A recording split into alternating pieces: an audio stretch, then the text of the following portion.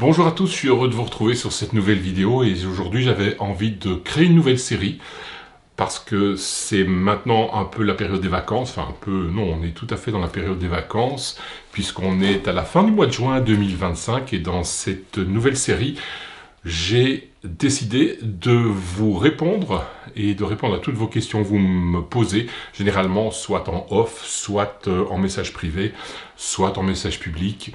Et vous avez beaucoup de questions et j'ai pas eu l'occasion beaucoup pendant cette deuxième saison de mon voyage en Afrique de vous expliquer les coulisses du voyage et donc j'ai décidé de répondre à votre question, de traiter différents sujets. Alors ce que je vais faire, je vais prendre pays par pays une fiche technique, je vais vous raconter comment on y rentre, comment on y sort, ce qu'il faut faire, ce qu'il ne faut pas faire, les choses à visiter, les anecdotes qui se sont produites parce qu'il y en a eu quelques-unes qui sont assez sympathiques, d'autres qui sont beaucoup moins agréables. Et je vais aussi prendre des thématiques. Voilà, ça va nous mener à peu près jusqu'à à peu près la fin octobre, date à laquelle je vais retourner en Namibie pour faire le trajet Afrique du Sud. Je vais remonter par l'Est et puis retraverser l'Afrique, me retrouver de nouveau en Namibie pour après rejoindre probablement l'Afrique du Sud. Et de là, je vais choper, non, qu'est-ce que je raconte? De là, je vais shipper en Uruguay pour faire toute l'Amérique du Sud par l'Ouest, en évitant le Brésil que je connais de fond en comble. Alors, j'ai commencé par une vidéo qui sera consacrée à la corruption. Alors, pourquoi la corruption? Parce que c'est une question qui est revenue souvent lorsque vous m'envoyez des commentaires. Tiens, est-ce que c'est pas dangereux de voyager en Afrique? Et surtout, est-ce que tu as été déjà confronté à la corruption? Alors évidemment, je vais vous répondre oui. C'est impossible de traverser l'Afrique sans être confronté à la corruption. On est confronté à la corruption bien souvent par la police, moins par les autorités, quoique pour obtenir un visa pour le Nigeria, ça a quand même été galère, et je vais vous expliquer tout ça dans cette vidéo. Alors la corruption la plus importante que j'ai connue, en tout cas celle qui a fait le plus mal, c'est celle du Nigeria, où il a fallu payer assez cher pour avoir un visa. Ça, j'y viendrai plus tard, mais j'ai commencé en tout bien tout honneur par le Bénin. Alors pourquoi le Bénin? Parce que j'ai été confronté à une corruption de la police. Alors comment ça s'est passé? Je me trouvais à Cotonou, je devais partir le lendemain pour le Nigeria avec des amis, et le problème c'est que je suis rentré à l'Airbnb que j'avais loué pour l'occasion. Et lorsque je me suis retrouvé sur un grand boulevard, en fait c'est le grand boulevard sur lequel se trouve l'ambassade du Nigeria.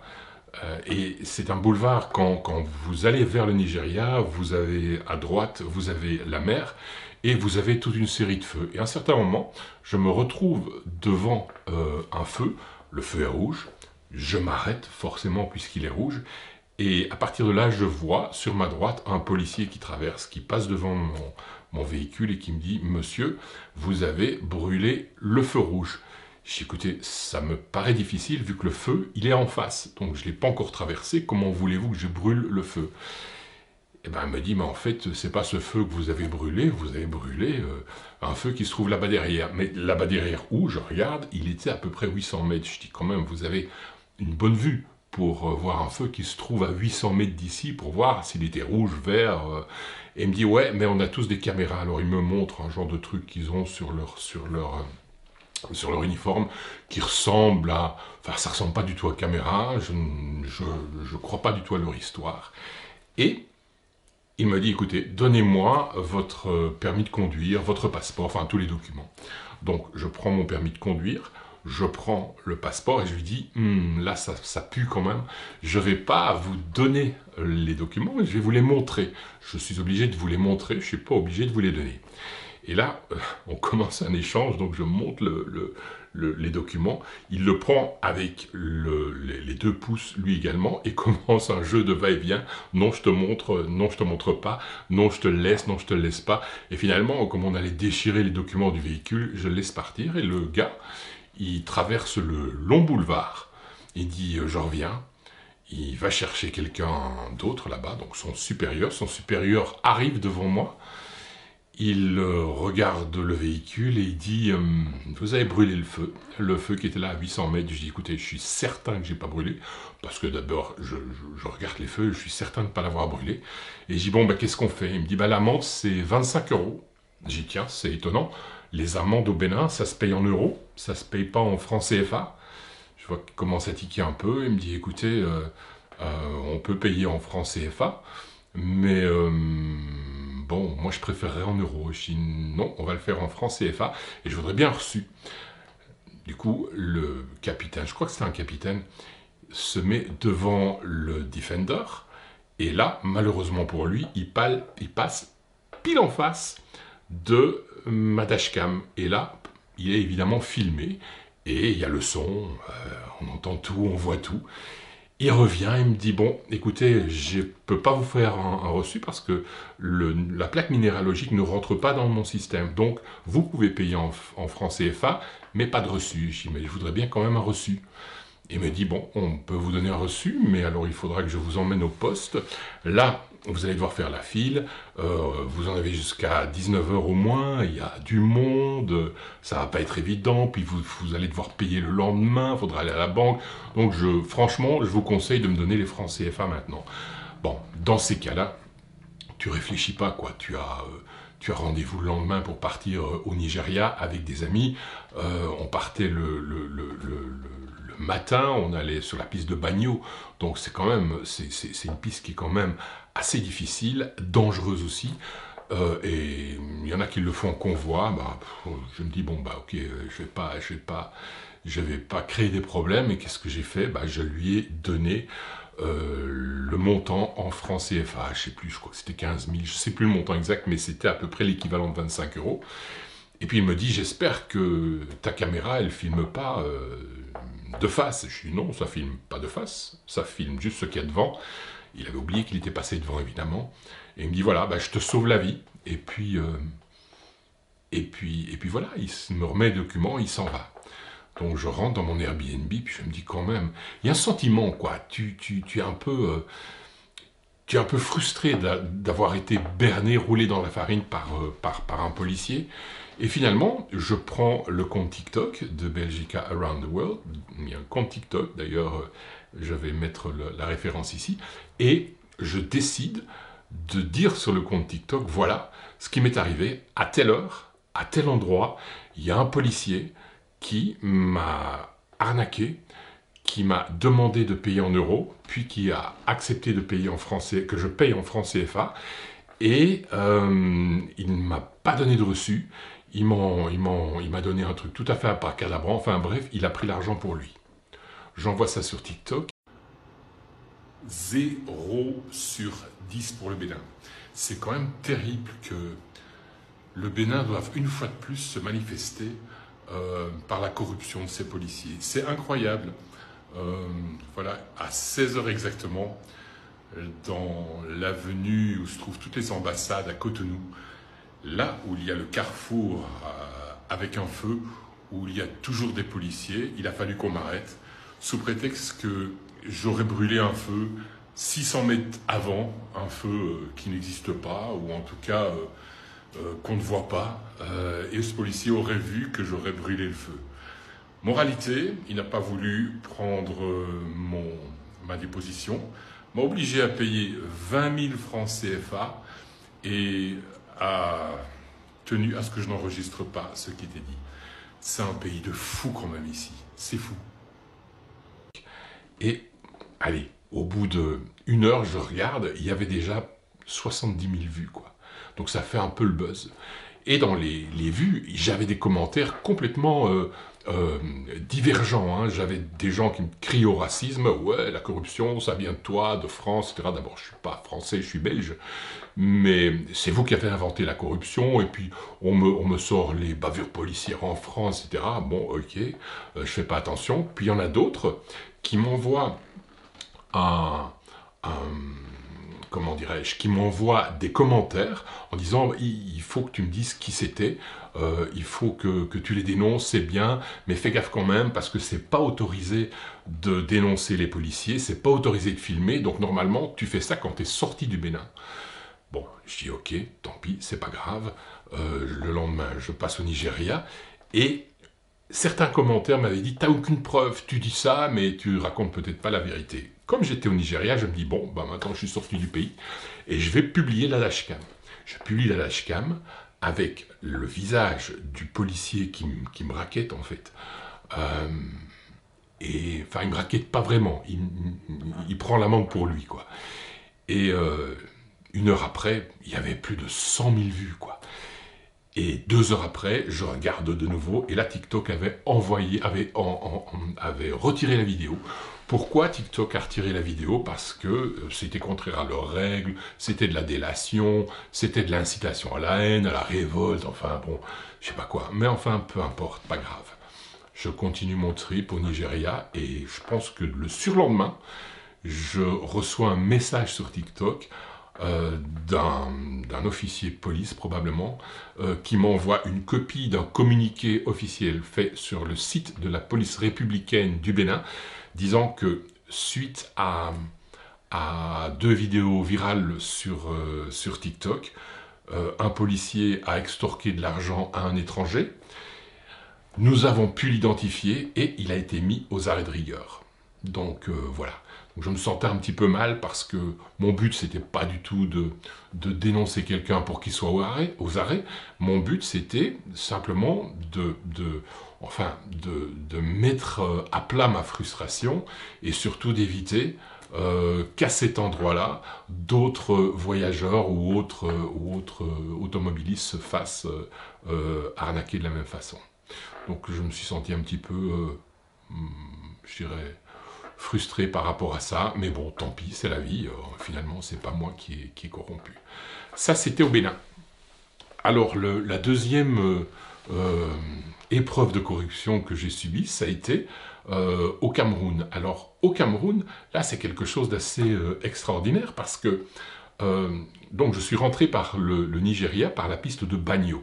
Pourquoi par la piste de Bagno? Parce qu'il y a 2 façons d'entrer au Nigeria, soit par le sud, par Eko, et là il faut, faut rentrer de façon officielle, il faut être obligatoirement, je pense que c'est le jeudi et le samedi, il faut, mais c'est peut-être d'autres jours, hein, mais il faut obligatoirement, à partir du Cameroun, pendant 200 km de piste, être escorté par des militaires, parce que il y avait à ce moment-là comment dirais-je, des tensions avec les Français et les rebelles, enfin bon. Donc ça, moi je voulais absolument pas, et avec les amis, je décide de prendre la piste du Nord par Bagno. Donc on prend la piste de Bagno, là il n'y a pas d'escorte, mais c'est une piste qui est assez difficile, qui est très technique. En saison des pluies, elle est pratiquement infaisable, donc il fallait qu'on arrive avant la saison des pluies. Le gros problème, c'est que on passe par Bagno. À la frontière de Bagno, c'est une toute petite frontière, et là, on me tamponne juste le CPD, donc le carnet de passage en douane, qui permet d'importer temporairement le véhicule au Nigeria. On me tamponne, on met la date, et on me dit, voilà, nous, on n'a pas les cachets de la date d'entrée pour votre passeport, donc on peut pas vous les donner. On peut pas vous mettre de visa, mais ce que l'on fait, on prend une photo du passeport, on les transmet à Cotonou, et si vous êtes arrêté, il suffit de vous montrer que vous n'êtes pas rentré illégalement, et voilà, et vous irez à l'aéroport de Cotonou. Là, vous allez à l'immigration et vous demandez qu'on vous imprime le visa officiel, pas qu'on vous l'imprime, qu'on vous donne le sticker sur votre passeport. Ok, aussitôt dit, aussitôt fait. Donc je pars, j'arrive à l'aéroport de Cotonou, et là, effectivement, j'explique que je suis rentré par Bagno et que je demande le sticker sur mon passeport. On me donne le sticker, donc le visa officiel pour voyager comment dirais-je, au Cameroun. Et donc, j'avais effectivement le visa, j'avais le carnet de passage en douane, donc tout était réglo. Je me dis, ok, tout va bien. On descend dans le sud, et là je décide d'aller voir les chutes de la Lobé. D'ailleurs, il y a une vidéo qui vous explique, je ne vous explique pas sur cette vidéo la corruption, mais j'arrive aux chutes de la Lobé, et avant les chutes, on m'avait déjà, mes amis m'avaient dit, attention, on a été racketté par des policiers qui nous ont expliqué que nous étions illégaux au Cameroun parce que nous n'avions pas la date de l'entrée. Effectivement, on a le visa, on a l'autorisation de rester jusqu'à une certaine date, mais on n'a pas la date d'entrée, parce que là, à l'aéroport, on nous a dit, écoutez, moi, je ne peux pas garantir que vous êtes rentré aujourd'hui, puisque vous êtes rentré avant, mais bon, ceci, c'est une prolongation de visa, avec ça, vous n'aurez aucun problème. Et, en théorie, c'est vrai. Sauf que là, il y a des salopards de flics, vraiment des bandits, hein, qui rackettent toutes les plaques étrangères. Donc, qu'est-ce qui se passe ? Vous arrivez devant eux, on vous arrête, on remarque votre plaque, vous êtes étranger, etc. On vous demande le passeport, puis on vous dit « Ah, je parie que vous êtes rentré par Bagno. » Bah ouais, on est rentré par Bagno. Et, en fait, à Bagno, ils ont peur de dire que vous êtes passé par là parce que c'est une frontière illégale, ils vous ont pas mis la date de votre entrée au Cameroun.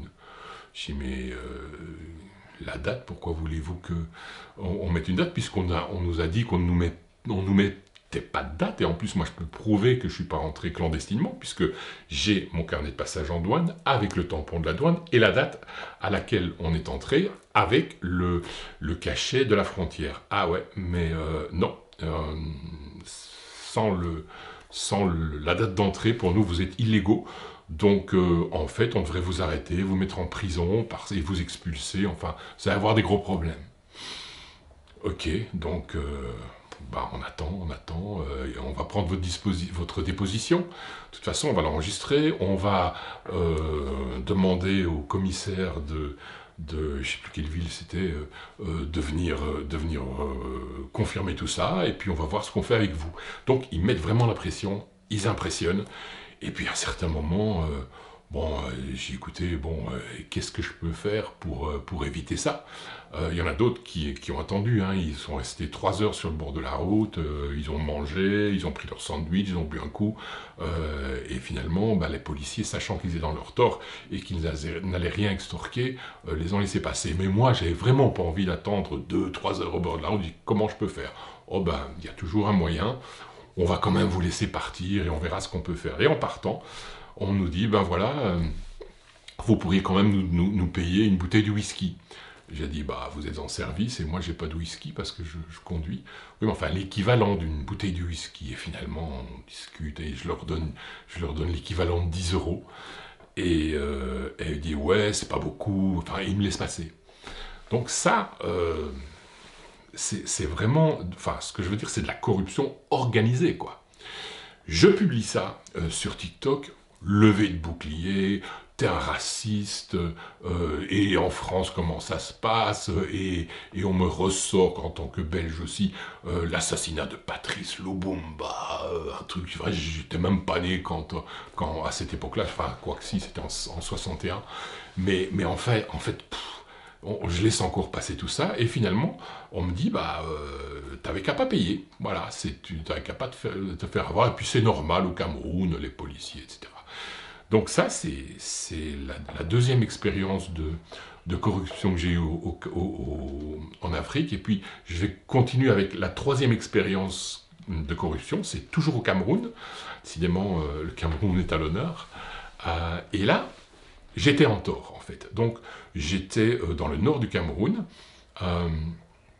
et c'était une route forestière avec montagneuse. Je me dirigeais vers Bagno, je crois. Non, je sais plus. Enfin, soit, c'était une route montagneuse et très ennuyeuse d'ailleurs. Et il y avait devant moi un camion. Impossible de dépasser le camion jusqu'à un certain moment où vous avez un virage assez large, et comme par hasard, dans ce virage, au milieu, il y a un zébra donc comment ça s'appelle, enfin un zébra quoi, hein, donc signalant que on peut pas passer par le milieu pour doubler le camion. Virage assez grand, je regarde, personne, le camion était presque au pas. Je me dis, bon, moi je vais quand même y aller, j'y vais, et tout va bien. 50 km plus tard, 50 ou 60, hein, donc je veux dire pratiquement 2 heures après, je suis sur une route, enfin sur la même route, mais j'approchais de la frontière, et puis là je me fais arrêter par la police de la route, et qui me sort, alors, on passe sur le zébra? Je regarde, je dis, je me souvenais plus évidemment que j'étais passé, je dis, moi, passer sur le zébra, c'est quoi? Et puis il me sort une photo où je suis sur le zébra, et c'est évidemment, c'est Fred, quoi, c'est mon dev, je peux pas nier, je peux pas dire que c'est pas lui. Et là, j'ai dit, ouais, effectivement, j'ai dit, mais quoi, vous postez quelqu'un, c'est fait exprès, il y a un drone, parce que c'est une route complètement déserte, quoi. Et donc, moralité, on me dit, il faut s'expliquer avec l'officier qui est là-bas, qui était une officière, qui est une dame, et tu t'arranges avec elle. Je dis, bon, je vais la voir. Je dis alors, oui, effectivement, c'est moi, c'est combien l'amende? Elle me dit, voilà, c'est 35 €, je crois, bon. Et je dis, mais enfin, bon, on peut pas s'arranger. Et puis elle me dit, ouais, on peut s'arranger, on va le faire à 25. Voilà, donc tu vas gagner 10 €, mais c'est sans reçu, c'est pour moi. Encore une fois, t'as pas envie de discuter, quoi, parce que de toute façon, t'es perdant à tous les coups, donc voilà, je sais qu'il y en a qui font un point d'honneur de ne pas se laisser avoir, de discuter, je vais vous dénoncer, etc. Enfin, soit. Et donc, je me dis, voilà, j'ai pas payé le prix plein, mais au moins j'ai récupéré les 10 € que les bandits m'avaient estorqué la fois passée. Mais j'étais en tort, quoi, donc normalement j'aurais dû payer. Levée de bouclier sur TikTok, parce que je ne l'ai pas publié sur Facebook, sur YouTube encore. Levée de bouclier sur TikTok. T'étais en tort, quand on est en tort on paye, tu es aussi en faute que parce que tu as accepté la corruption, etc. Mais les amis, on peut rien faire contre ces gens-là. S'ils ont décidé de vous embêter, ils vous embêtent, quoi. Donc, qu'est-ce qu'il vaut mieux faire? Est-ce que vous gagnez 3 heures de temps et vous payez, vous proposez de payer moins cher, ils acceptent et vous prenez pas de reçu? Ou est-ce que vous passez votre journée à glander au bord de la route, à risquer de vous faire arrêter, etc. Donc, voilà, j'ai payé et je l'ai fait. Donc ça, c'était au Cameroun, c'était c'est assez chaud, mais en plus de ça, ce qui est pire, c'est que cette dame m'a demandé si j'étais marié. J'ai dit non. Et si je voulais pas l'épouser, quoi. Et l'emmener avec moi en Belgique. Enfin, c'est incroyable. Et elle l'aurait fait. Elle l'aurait vraiment fait. Enfin, soit. Et alors, la dernière... enfin non, il y en a d'autres, mais la dernière... anecdote, le dernier épisode de corruption que j'ai vraiment envie de te raconter, c'est celle de l'ambassadeur du Nigeria. Alors là, c'est un bandit, c'est un businessman, c'est un truc organisé. Pour rentrer au Nigeria, c'est pratiquement impossible d'avoir un visa si vous passez par les voies officielles. Donc, en fait, ce qu'il faut faire, il faut aller sur le site du ministère, je pense, des Affaires étrangères du Nigeria, et donc il y a toute une série d'obligations, et parmi ces obligations,